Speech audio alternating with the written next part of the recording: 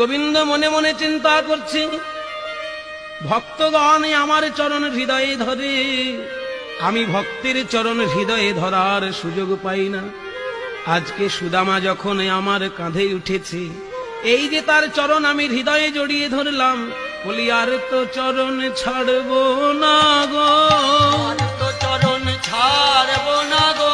আমি সুদামার চরণ হৃদয়ে পেলাম, আরে তো চরণ ছাড়বো না গো। আমি সুদামার চরণ হৃদে পেলাম, আর তো চরণ ছাড়ব না গো। সুদামারে লইয়া কৃষ্ণ ছুটিতে লাগিল, সুদামারে লইয়া কৃষ্ণ ছুটিতে লাগিল। এবার পক্কয়াম্র বৃক্ষ তলে আসিয়া দাঁড়ালো,